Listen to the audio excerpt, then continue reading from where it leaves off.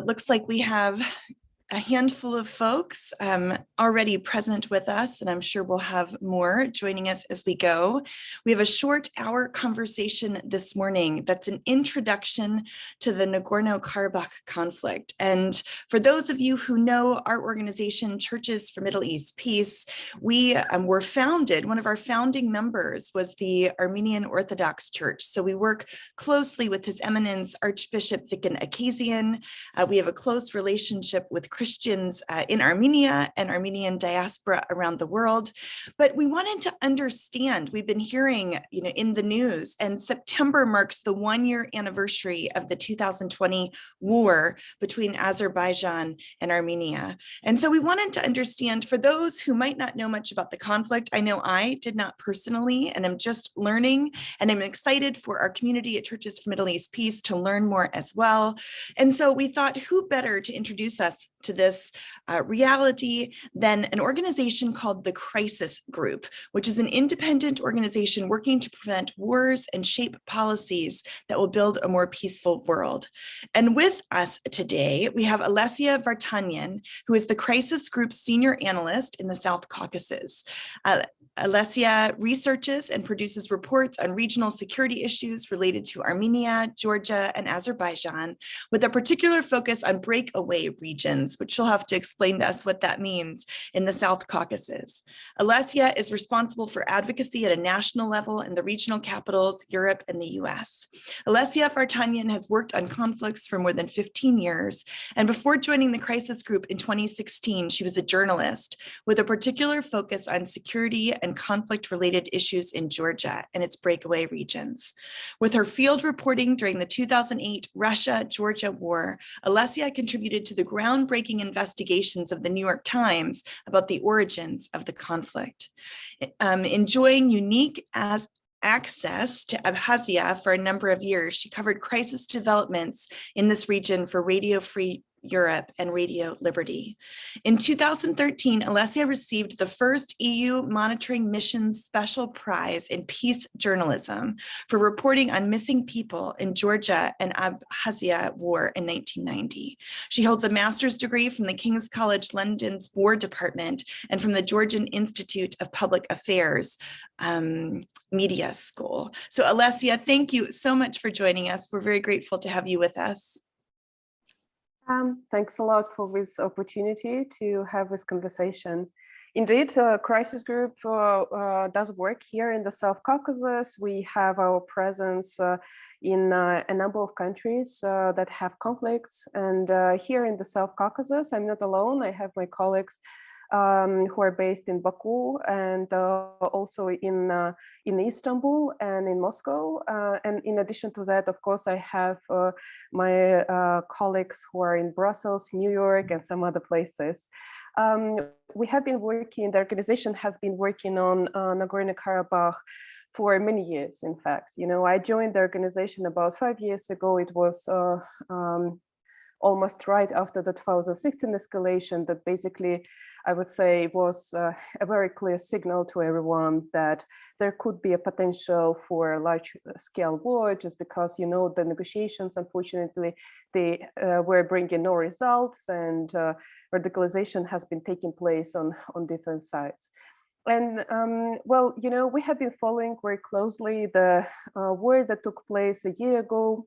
Yesterday, both for Baku and Yerevan and also people in Stepanakert, they were commemorating casualties that took place during the first day. And of course, I guess these events are going to take place for the upcoming 6 weeks. The war finished with a ceasefire, and since then we are having a completely new reality in the region. If you allow me, I would probably share a screen, with a couple of maps that we at Crisis Group developed after the recent war, so that probably those of us who do not have a detailed knowledge of the region, they could probably understand what we are talking about, right? So Nagorno-Karabakh is a breakaway region inside Azerbaijan. It's located as you can see, between three major regional powers, which is Russian Federation, Iran, and here is Turkey. The breakaway region of Nagorno-Karabakh, it has been in kind of open conflict, I would say, since the very last kind of, during the last months or kind of with last years, when basically we started seeing the problems with the Soviet Union, and that, of course, finished the collapse of the country. And during that time, there were already the tensions. It was the very end of the life of the Soviet Union.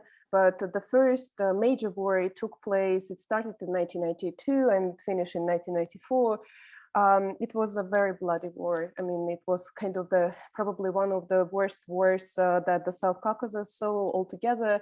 And with many people who died, many more became refugees and displaced people.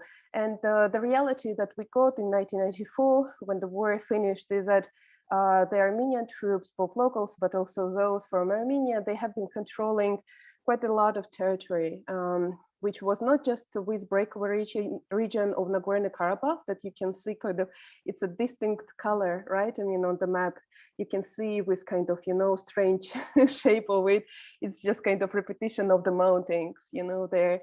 And in addition to that, also 5 Azerbaijani districts and 2 parts of districts, not fully, but actually one of the most populated parts of Nagorno-Karabakh at that time, which is Agdam and also Fizuli. So that has been the reality that we had been living with for more than 25 years. And there were attempts to negotiate peace. The main kind of, mediating body at that time, it has been, we call it like the OSCE Minsk Group. And the Minsk Group consists of a number of members. They represent different countries that are members of the OSCE member states. But the 3 main co-chairs for a number of years, it was not like this in the very beginning, but then it changed. With were France, US, and Russia. And with all 3 of them, in with more than 25 years, they have made an attempt to negotiate peace. They were proposing different formulas and different peace plans. Unfortunately, all of them failed. And I think all these years, when basically we were not seeing a proper negotiation process on the one hand, we have been seeing some realities changing around. Also, Armenia and Azerbaijan, they were both becoming kind of proper states, but both emerged around the Nagorno-Karabakh itself, There were a number of reasons why we basically got the war that we saw last year. And I can discuss it in more detail if you are interested, but basically what happened last year is that we had 6 weeks of fighting that finished with a ceasefire agreement. And according to this agreement, not only with 7 districts, 5 plus 2 districts went back to Azerbaijan's direct control, but also parts of former Nagorno-Karabakh Oblast, or Nagorno-Karabakh itself, what people call, including the town called Shushi. Armenians call it Shushi, and Azerbaijanis call it Shusha, just one letter, but makes a difference. And of course, the deal also prescribed the deployment of the Russian peacekeepers to this territory that is yellow here. I have another map which is more detailed, and you can probably see it in more detail here. That so basically, with yellow part is where the Armenians continue to live, and with parts with light blue is the territories of Nagorno-Karabakh that are now under control of the Azerbaijani side. And the territories that you can see, they are distinct, but they are not really distinct. With the district, these are the part that the Azerbaijani troops or Armenian troops have been controlling since the first war. and that went back to Azerbaijan's direct control. And with red line is what we used to have as a line of contact.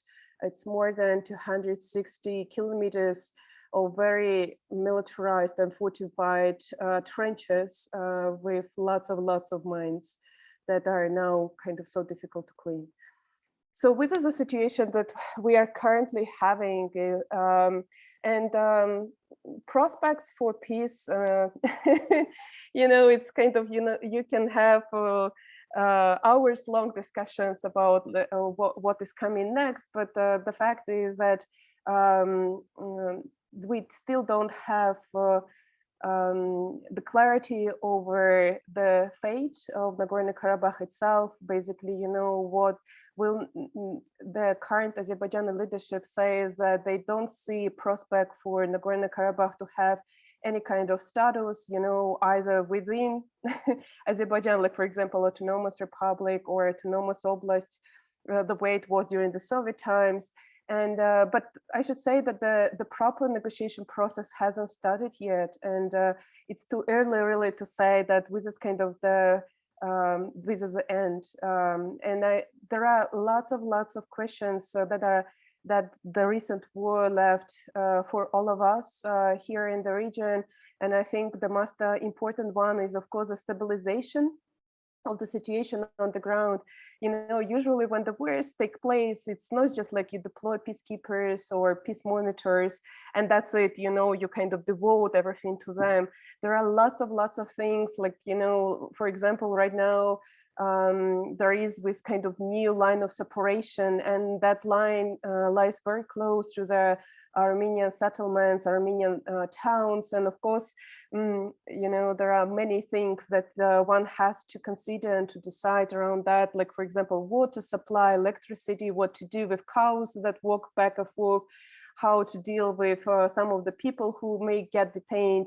I mean, these are very basic things, not to mention that we are still having a situation when we almost daily having people who go to this kind of to the places where the war took place to see if they can find remains of the soldiers. So it's there are lots of things that are left, and for the discussion, I would say that there is a normal dialogue, and unfortunately, 1 year.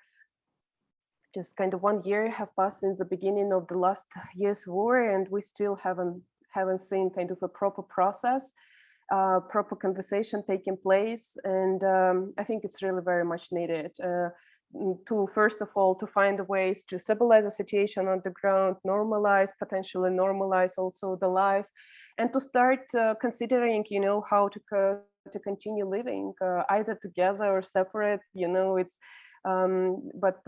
yeah, I mean, it's just kind of difficult to imagine that another war is to take place, anytime soon. So I will probably stop here. It's kind of a very general introduction from my side. I realize that, and I'm happy to have a more detailed discussion on the topics that you are mainly interested in. This is so incredibly helpful. I would encourage those who are watching, introduce yourselves in the chat. Let us know you're here. My name is Reverend Dr. Mae Elise Cannon. I'm the Executive Director of Churches for Middle East Peace with Olesya Vartanyan from the Crisis Group, having a conversation specifically around the 1-year anniversary to the 2020 war between Azerbaijan and Armenia in this region that we've come to know as Nagorno-Karabakh.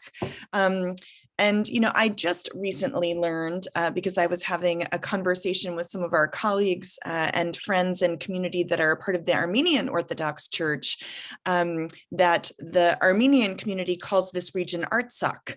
And so I didn't realize Artsakh and Nagorno-Karabakh were the same place. And so we kept having this conversation, and I kept saying, yes, but what about Nagorno-Karabakh? And they kept saying Artsakh. And I came to find out that it is one and the same. And so my question for you you, which I didn't send you ahead of time, Olesya, I'm sorry, but do you have any understanding? One of the things we talk about a lot in the Middle East are the power of naming. And so, when did the territory become known as Nagorno-Karabakh as kind of the general geopolitical identification of the region versus Artsakh? Do you know anything about that part of the story? Look, I will be very superficial in that, but I will try to kind of, bring in some more modern narratives related to that. Nagorno-Karabakh, it's Nagorno, the first part, it's in Russian, it means mountainous. So Nagorno-Karabakh itself, it's on the mountains. And actually the shape, with strange shape on the map that you saw, it's the shape of mountains. So during the Soviet times, when they were crafting the border, they just took the map, and they kind of made it around the mountains. Karabakh, it's I understand that it's also the word with some Turkish origins. I might be really very wrong, and I don't want to make a mistake, but that probably means the Black Garden.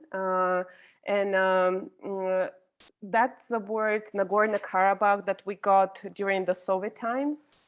And I think it kind of has sticked with the region just because since the collapse of the Soviet Union, basically, we have never had any kind of normal conversation what to call the region, right? Yes. And Artsakh, it's Nagorno-Karabakh, it's with mountainous parts, but also some people call lower part kind of plain Karabakh, and all this territory, and not just territory, but also some additional territories deeper inside today's Azerbaijan. It used to be Artsakh, a province which is kind of centuries ago. And I don't want to make mistake, because there will be people who will be definitely arguing. But I understand from the 6th century. So that was a time when predecessors of their current Armenian population, they had the control of kind of bigger territories. But I understand that all this kind of naming that came a bit later. Of course, it was not like a, for example, Armenians won the war in the 90s and right away they call it Artsakh. It was not like this. The naming came a bit later, and that was also kind of, it was going in parallel with all this discussion around whether what should be the status of Nagorno-Karabakh, and many associated the name of Artsakh with independence, and plus also the territories that the Armenian troops have been controlling since the First War. So there is a political meaning there as well. But maybe it was in the beginning, but right now I should say that, you can, as you said, people make use of that name without really kind of intentionally attaching a political meaning to that. But I should say that, of course, on the Azerbaijani side and in some other places, there can be people who will not agree with necessarily with the name itself, and they might also kind of argue with you around that. Yes, this is so incredibly helpful. We, for the last year, have been reading and doing research, but not being very familiar with the origin stories of these countries and with this specific territory. Honestly, it's very, very confusing. Even something like, do you call it Artsakh or do you call it Nagorno-Karabakh? Has been some of the questions that we've been asking. And you've talked about this a little bit, but can you tell us a bit about the history or the origin stories of Armenia and Azerbaijan? And one of the things that really struck me on your map, which I hadn't realized, is it seems like Azerbaijan has territories that are not contiguous, which I would imagine can create lots of dynamics about movement and things like that. So tell us a bit of that history. Look, both of these nations, they claim like centuries of existence and very kind of, very important history, traditions, and much of this true. The thing is that both Armenia and Azerbaijan, they have been part I mean, today's states, they have been part of different empires. They have been part of kind of different states, you know, for a number of centuries. And that kept them in a way culturally close and distinct at the same time. So the latest union that basically brought them together, it was the Soviet Union. And during the Soviet Union, there were less problems, but there was also the legacy of some of the tensions that took place in the beginning of the 20th century, and that has more to do with the Ottoman Empire and the ethnic Armenian population that used to live there. So there were some issues during the Soviet times as well related to Nagorno-Karabakh, I should say. So there were some attempts to and calls on the leadership of the Soviet Union to transfer the region from Azerbaijan to Armenia's direct rule. Having said that, I should probably also add that one could observe this kind of movements and this kind of calls in some other parts of the Soviet Union as well. So I'm, for example, I'm connecting with you from Tbilisi, Georgia, and here also people, you know, they were having problems during the Soviet times with some of their today's breakaway regions.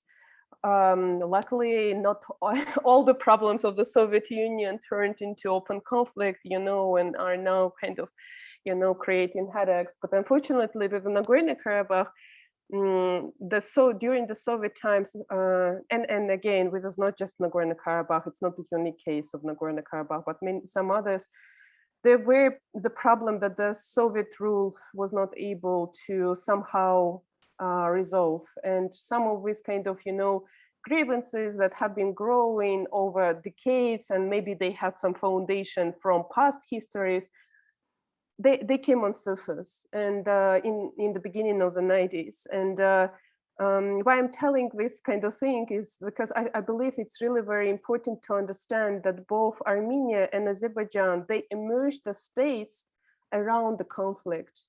So these were just the first months, you know, of statehood in Azerbaijan and in Armenia when they entered the war. And when you look at their bureaucracy, when you look at their society, when you look at the narratives, even architecture sometimes, you understand how deeply it has kind of penetrated, you know, with conflict, all different layers of the society, of the state, of the policies. For me, of course, I'm a person who is kind of looking at it from mainly kind of research point of view, and also from the just to understand, you know, what politically can be done. And I can tell you that with kind of again, penetration of the conflict narrative and enemy narrative in the societies, it gives little hope for those who are trying to think about some alternative policies, alternative things. But I'm still kind of, you know, optimist, and I think that there can be some possibilities to do things even around with kind of deep grievances and continuous conflict. That's so helpful. I'll continue to ask questions for another 5 or 10 minutes or so, but I would encourage those watching, if you have questions, feel free to type them in the chat. So we'll spend the last 20 minutes or so of our time together in discussion with what those watching most want to hear. Let's continue. You were talking about the significance of the Russian era and the significance of the Soviet Union. Our understanding is that Russia was responsible for the ceasefire. And so what was their engagement in this particular conflict, and what role do they play today?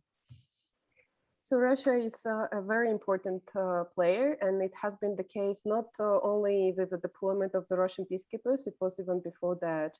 Russia is a regional power that has been kind of, you know, very well present in the South Caucasus altogether. And Russia has been, I would say, the main mediator, foreign mediator, proposing things, pushing Armenia and Azerbaijan towards peace deal in the last more than 10 years, I would say. So the fact that this was Russia that brokered the ceasefire, and that this was actually exclusively just Russian peacekeeping, it was not surprising to those who have been watching, really. I mean, developments around the Nagorno-Karabakh conflict, negotiations and things like that. I remember talking to some foreign diplomats, Western diplomats, and they were telling me that, okay, I mean, we, even if tomorrow there is a peace deal, we don't think that we are sending our troops on the ground. So in the end, I mean, of course, we kind of think, what we got today, the arrangement today, it might not be kind of, the best one, but this is what we got through the war, and also probably the best that was possible in that very moment. Russia remains one of the main foreign mediator, and it has its direct contacts with the leadership of Baku and in Yerevan. But in addition to that, of course, Russia is present now, and its peacekeeping mission, it sustains regular contact with the defense ministries, joint staffs in Armenia and Azerbaijan. And there were already the cases when they had to activate their contacts to, for example, cease clashes. That was it was during the summer when there were some tensions going on at the Armenian-Azerbaijani border. So yeah, Armenia and Azerbaijan, they are basically, they have to rely on their new party or the conflict, which is Russia. Mm-hmm. Do you mind pulling up that initial map again? We're getting some questions about, what are the help us understand what the grievances are from each side of the conflict. And I think understanding, you mentioned that the yellow color there is the Armenian population and the green is the Azerbaijan population. And it sounds like different parts of Nagorno-Karabakh or Artsakh, different parts of this region were previously a part of Armenia, but now they're a part of Azerbaijan. So is the territory now contested territory? Is it undefined? Is that part of the agreement of the ceasefire? And part of what you're saying about how peace is difficult in terms of where to go from here. Can you walk us through just the simple part of who did the territory belong to previously and what has it become today? I know it's a big ask, but for those of us who are not familiar, understanding the dynamics, it's super helpful. No, I will try to explain it once again. No worries, really. And thanks for kind of, asking for these clarifications. I understand that this can be confusing. So with territories, which is green, they are not populated yet. Oh, okay. Okay. So I just want to make it sure that you guys understand that with territories, I mean, that are behind with red line, they are now under Azerbaijani direct control. But most of the areas they are completely ruined, and they were abandoned, and in some places there were settlements, but you did not really see much of the population. All the locals, which were ethnic Azerbaijanis, the majority of them, they left Nagorno-Karabakh, and with territories, they left during the first war in the 90s. And Azerbaijan is now preparing plans how to settle the areas, and they faced lots of problems because it's, I mean, it's a war zone, so there are kind of remains for many mines. One has to think about kind of transportation roads, also security, because I mean, again, the conflict is not over, and who knows what will happen next day. And also they have to find the ways to pursue people to go back. And it's not just Nagorno-Karabakh and other places as well. It's when you live in one place for such a long time, and especially when you went through such a traumatic story of becoming displaced, it's so difficult, and now you have to go back without really 100% clarity what your life would look like. So I mean, there are many issues. So that areas, they are not settled yet, but potentially the Azerbaijani leadership, they are planning to do that. With areas here, especially with Hadrut, you can see Hadrut. that areas before the last year's war, they were populated by ethnic Armenians. But they became displaced, and the majority of them are now here, and some of them also live in Armenia. Mm-hmm. So with this with part, the second question that you had about like who the territory belonged to. So during the Soviet times, Nagorno-Karabakh was autonomous oblast. You know, that was kind of, they had some self-governance, you know, they had some self-rule, the way it was during the Soviet times, but they territorially, they were part of Nagorno-Karabakh. Their main officials, I don't know, people in the leadership, today's president, prime minister, they were in Baku. And most of the links, you can actually, many people who used to live in Baku before the First War, when you speak to them, all of them became refugees during the First War. But when you speak to them, you understand that almost every single of them has some certain kind of, you know, connection to Karabakh, just because people were moving from Karabakh and they were settling in Baku, Sumgait, or today's Ganja, and some other places. So, and with the collapse of the Soviet Union, and with this kind of, you know, where I should be really very careful, just days before Azerbaijan declared its independence, Armenians in Nagorno-Karabakh, they declared independent themselves as well. And this is how they explain that they are kind of independent from today's Azerbaijan. Mm-hmm. Mm-hmm. No one ever made any kind of, you know, unbiased international assessment of this kind of, you know, decisions that were made in the beginning of the 90s. Which is important, I mean, in case you want to continue arguing why you were independent from Azerbaijan, you see.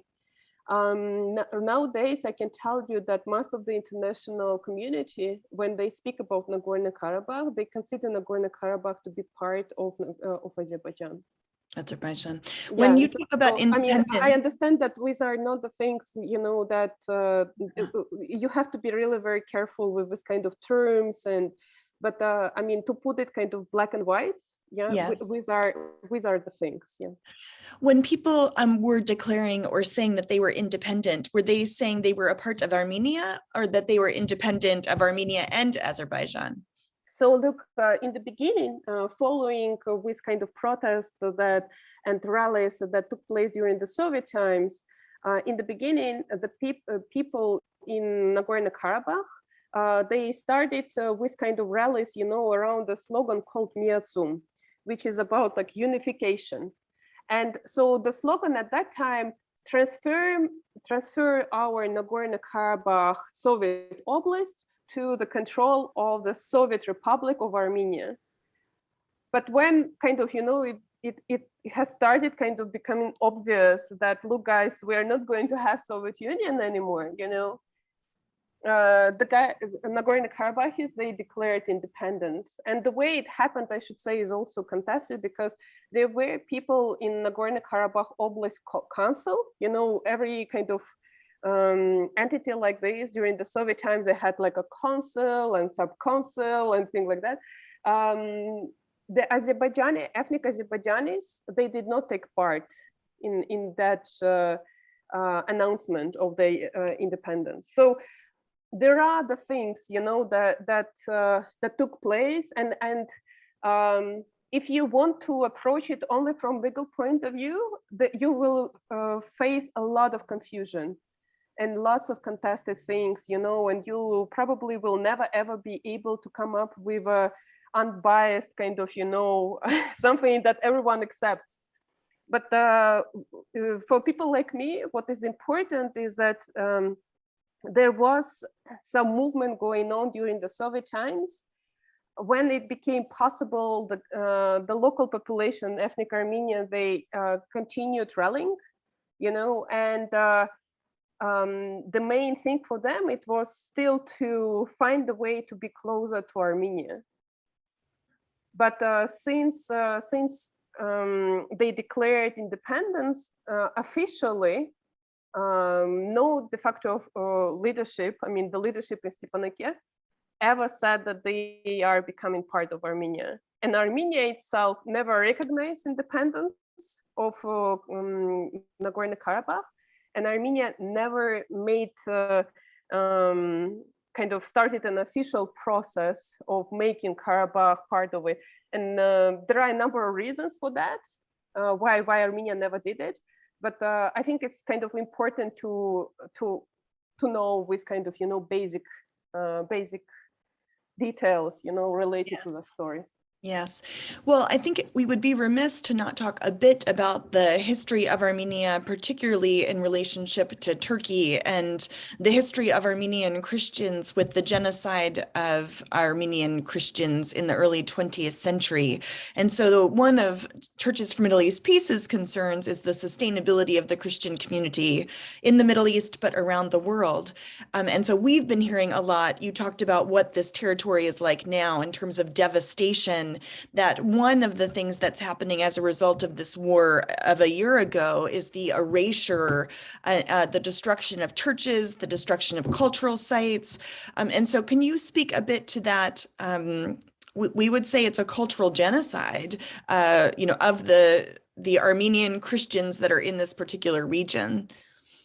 I'm not in place to discuss this, to be honest, because I'm not a lawyer, and with things that they are now part of with investigations that are taking place at Strasbourg, and also I understand that the Hague will be also looking into these issues, and I think it's really very important it will be very important, to clarify many of these things that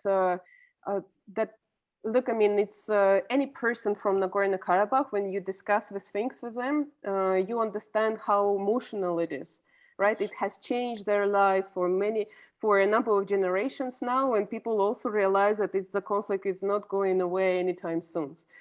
And on the other hand, you have kind of politics that are linked to the kind of legal issues and things like that, and which are highly debated and contested. I'm not in a position to discuss them in this detail. I'm mainly looking into the situation on the ground, what can be done, why certain things are failing, unfortunately not with kind of, assessment that you're asking me to make.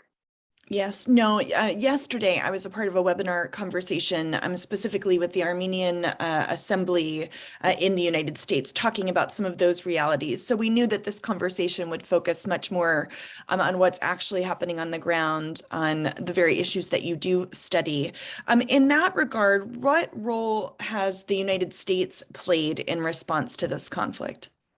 So United States, they had it got the co-chair.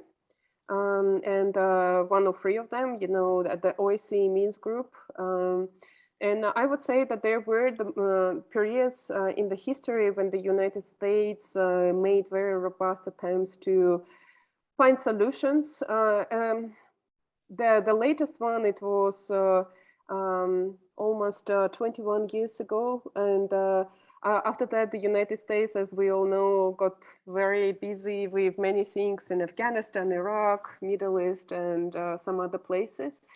I would say that the decline, kind of a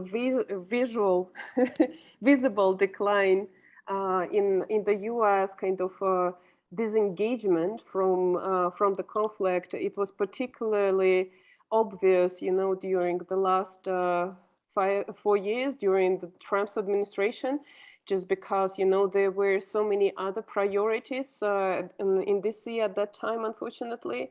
At some point, we even heard some discussion going on about even withdrawing, representative from the Minsk group altogether. And then that really affected the process, I should say, because previously the US co-chairs, they always had some backing, from DC they would go and they speak separately. They would discuss it on kind of project and ideas with Yerevan, Baku. When there is a need, there would be calls from the state secretary, there would be calls from the White House. Sometimes they would even come together, just kind of to show the solidarity and the unity around the need to find a solution. But during the Trump administration, it was completely disengagement mainly.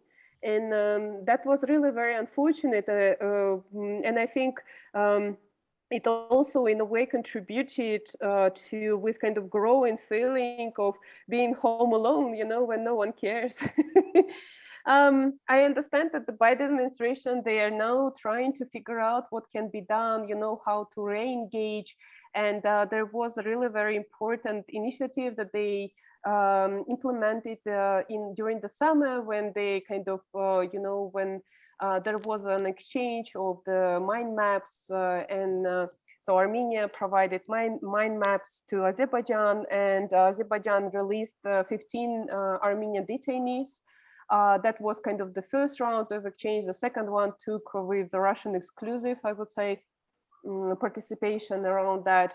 I think the most important part of this whole kind of story with the exchange, and it was also very controversial, I should say.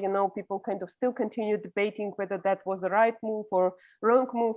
But what was really very important is I think that was the first time in many months when many people like me, we saw the U.S. engagement with the conflict again after the war. And kind of, the U.S. basically made clear that we are here, and we want to continue doing things. I think some other stuff will be coming, and probably even in the coming weeks and months. And yeah, I mean, it will be extremely difficult, because when you have this kind of situation, when many blame you basically, for ruining your presence and engagement, it's really very difficult to re-engage again. But yeah, I mean, hopefully there will be ways how to do that. I'm so grateful. We're getting great questions and some comments. And so I'll start to work through those. If you'd like to write your question in the chat or using the Q&A feature, I'll pay attention to those. I've been pulling from them some, but I'll pull from them now more directly. So someone asked, is Russia or other countries more sympathetic to one side over the other? There are many discussions around that, and but what the recent war demonstrated, I think, is that Russia equally, I mean, engages and finds it really very important not just to sustain good contacts with its strategic partner in the South Caucasus, but also to sustain contacts and relations with Azerbaijan, which is the richest country in the South Caucasus, the biggest one with the biggest population. And yeah, I think it struggles to do that just because, the conflict is again very kind of, has infiltrated many aspects and many issues. But yeah, so far, Russia has been mainly trying to demonstrate that first, Nagorno-Karabakh is not like Abkhazia, South Ossetia, Ukraine, Donbass, or even Transnistria. It's different, and it wants to find a way to contribute to the process. And the second, Russia still wants to sustain its relations with both Armenia and Azerbaijan. Here in the South caucasus, they are equally important to it. And despite all the difficulties, it at least kind of for the moment, it does not want to give up on that. Thank you. This is a comment, and I'll read the comment and then ask you to respond. This is from Diane, who's speaking of the history. The non-contiguous portion of Azerbaijan is called Nakhichevan. in 1914, Nakhchivan, or had been for 2000 plus years, 95% plus Armenian. In 1917, after the Armenian genocide, it became 40% Armenian. In the early 1920s, Stalin gave 3 portions of historic Armenian land to the neighboring countries. Nagorno-Karabakh and Nagorno-Karabakh were 2 of them. By the 1960s, Nagorno-Karabakh was reduced to 3% of the population. Today, it is 0%. In the 1600s, a British diplomat found an ancient burial ground with 20,000 intricately carved stone crosses as headstones. This area has been declared a UNESCO World Heritage Site. One of the beautiful stone crosses, the Kakars, is in the Metropolitan Museum of Art. All of these carved stone crosses have been demolished, a project which the Azeri government finished in recent years, about 5 years. And I know that you said that some of the cultural destruction, is currently being addressed in The Hague and in other international forums, but can you speak specifically to the population being primarily Armenian prior, historically? Well, Nakhchivan, it was an autonomous oblast, inside the Soviet Union. I mean, a rather autonomous region there. And unfortunately, there were some clashes that took place in the beginning of the 20th century that first kind of contributed to the first outflow of the ethnic Armenians who lived there. And I think much of the basically, the process of the ethnic Armenians living in Nakhchivan, it finished in the 90s with the war in Nagorno-Karabakh. That was kind of culmination of growing tensions around ethnic Azerbaijanis and Armenians. When it comes to cultural heritage, I think these are the things that are kind of, there are people who study it very well, and especially the Julpa cemetery, with this kind of something that always comes into the conversations and debates when people discuss cultural heritage, and especially after the recent Nagorno-Karabakh war, people kind of, question this thing whether we will be able to sustain some of the cultural heritage so that we avoid a repetition, or kind of similar problems in Nagorno-Karabakh, or at least kind of, arguments around that. Mm-hmm. And but I should say, Hague and Strasbourg, they are not addressing the issue of cultural heritage specifically.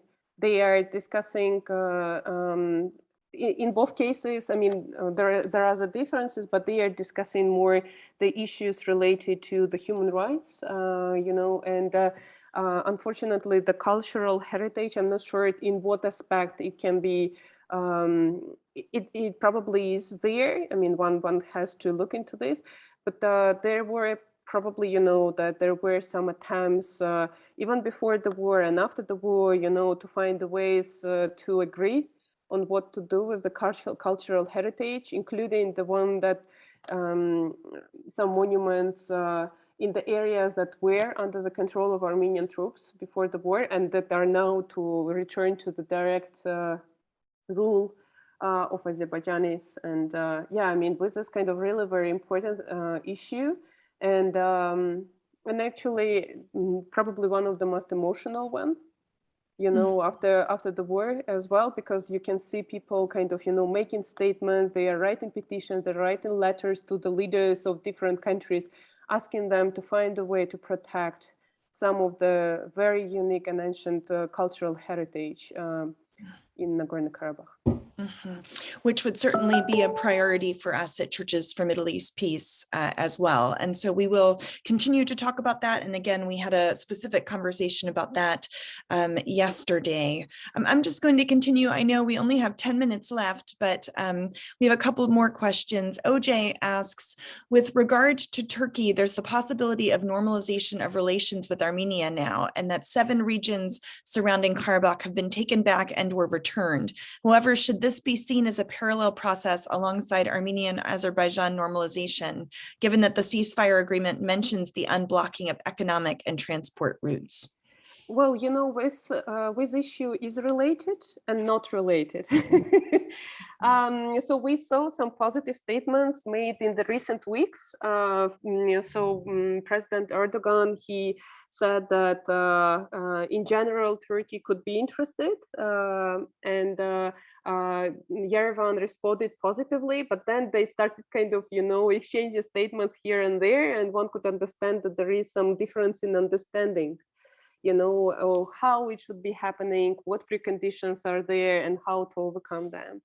I personally a bit pessimistic. I mean, I would definitely want some process to take place and some steps to be undertaken in that sense, because I believe that kind of, you know, for stability of the region and for its continuous development, it's very important.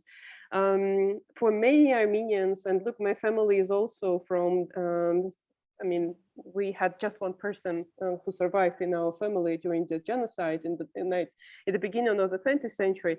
But I understand that we need to find the ways, you know, to discuss things and to see how to, you know, how to live together. I travel to Turkey from time to time. I did my pilgrimage trip as well. So, and I would love to have a chance to, for example, you know, to do that when I need, without really being afraid of my security and also security of my family. So I believe that there are the topics that one can discuss, starting from some really very basic people-to-people contacts and how to facilitate that, and finishing with some major issues related to the politics, you know, and what has to be settled. I'm afraid that it's too early to really say that we are in the wake of the normalization process. And I think one of the main things that will continue blocking even kind of proper detailed discussion of what and how should be done, it's a lack of negotiations on Nagorno-Karabakh between Armenia and Azerbaijan. Before we have that thing, you know, I mean, working, many of the other issues that are related, but not directly, you know, they will be set on pause. And I would definitely want with negotiation of Nagorno-Karabakh to resume properly as soon as possible, and not just for the issues that I mentioned before, for stabilization and normalization, but also to give a chance to start some of the other processes, you know, like, for example, Armenia-Turkey discussions around different topics, not necessarily related to the politics. I think that this is the perfect question for us to end on. And you've started to speak about what types of steps could be taken to work toward peace. You talked about people-to-people efforts. You talked about really a negotiated settlement where all of the issues are addressed. So talk to us about what peace might look like. How is peace possible? What are the next steps from here? We are so far from that, unfortunately. You know, to be honest, I mean, a year ago when the war started, if we had had this conversation a year ago on 26th of September, I would probably be much more optimistic. But right now, I understand that I mean, the war, it took not just lives but also hopes of those people who kept the hope that we can somehow overcome, you know, the tragedy of the beginning of the 90s and to start kind of paving the way for peace together. I'm afraid it will take many more years, you know, to somehow overcome the trauma that many people, you know, had to live through, and also we have to find kind of a strength, you know, to forgive, you know, for the things that happened. And if it's possible at all, for some people it's not possible, and I'm not in the position to judge them. But what is really most important, I think, and I'm sorry that I'm kind of saying it for the third time in 1 hour, what is really very important is negotiations. And it's really very important to have a proper process where you can not just kind of enter it for your political gains, but also to have a conversation about what is at stake, how to normalize life on the ground, how to find ways to overcome each other's red lines, so that people do not continue suffering from the war that already took place and already took so many lives and led to so much tragedy, you know. So that part is extremely important. And in terms of the agenda, I think I already spoke about the need for stabilization and normalization, and there can be more things, you know, that have been, that need to be discussed. It will have to be a very long and difficult process, traumatic, lots of debates, emotions, but Yes. no other way, unfortunately. Yeah. Yes.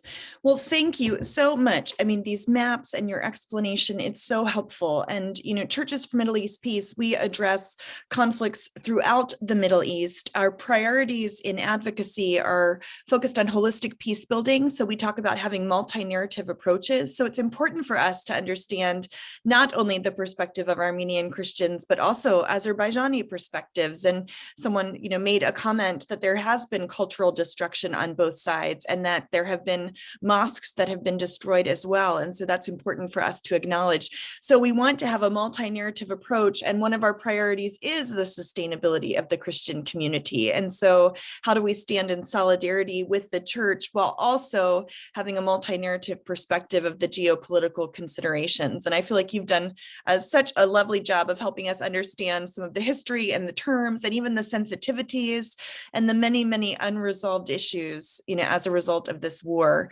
So our commitment is to continue to learn and be educated, and then we'll have opportunities for our constituents to take action through advocacy to address human rights concerns, economic realities, you know, and some of the other results of the conflict. So very, very grateful to you, Olesya. Thank you. Please do keep in touch, as we're grateful for your work, and it's so helpful in informing us so that we can be better educated about this particular conflict. If you give me just 10 seconds, Please. I No, want please to go thank ahead. your audience for having an interest. Also, those who will be watching that video. It's an incredibly sad and really very complicated story, but and I understand that especially during these days when we are commemorating, you know, casualties from the last year's war, it is particularly can be painful to hear some of the things that contradict, you know, kind of general vision in that community or in this community, you know. I very much appreciate the feelings, and I myself had to go through some of the things, you know, related to the war, but I apologize if some of my things, you know, had to touch someone's feelings, and I'm very happy to receive questions and continue the discussion with those who may find it important to ask more questions, or who disagree, you know, and want to have a more detailed conversation around that. It's very easy to find my email on the website of the crisis group. I'm open to have communications. Wonderful. We'll point people to you. So very good. Thank you so much for your time, and we will certainly continue to be in touch. Thank you. Thank you. Bye. Yes. Blessings to all who joined us. And thank you for your support. You can find us at www.cmep.org.